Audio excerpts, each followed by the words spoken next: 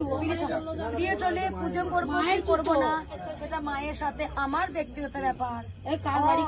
Period না হলে পরে বেবি না হলে তখন তুমি তাকে বাজা বলবে, হ্যাঁ?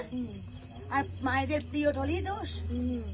পিরিয়ডটা হয়েছে বলি আমি পৃথিবী আলো দেখেছি, তুমি আলো দেখেছো, বাবা আলো দেখেছে, সবাই মায়ের গর্ভে থেকে আমরা হয়েছি, কন্যার মতো কান থেকে হয়নি আমরা। তাই পিরিয়ডটা একটা ফুল। কয়েকদিন আগে একটা কামাখ্যা মায়ের একটা সুন্দর আমি একটা ভিডিও দেখলাম, কি সুন্দর এক নারীর পিরিয়ড অবস্থায় এসেছে, কাপড় ভেসে যাচ্ছে, তখন কামরূপ কামাখ্যা মাই ছদ্মে ভেসেছে। তখন ওখানে যে এক সেবিকা আছেন, সরে যাও সরে যাও সরে যাও সরে যাও, তুমি অছুত, সরে যাও এখান থেকে সরে যাও। তখন কামরূপ কামাখ্যা মা, মা তো সে একই, যেই কামরূপ কামাখ্যা, যেই তারাপীঠের মা, সেই ভবতারিণী মা, মা তো একই।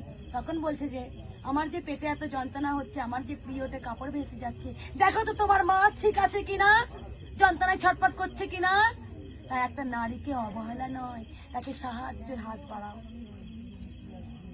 তাই কামরূপ কামাখ্যাকে সেবিকাটাকে সত্যি করে তো কামরূপ কামাখ্যা মা প্রিয়তে যন্ত্রণায় ছটফট করছে, কামরূপ কামাখ্যা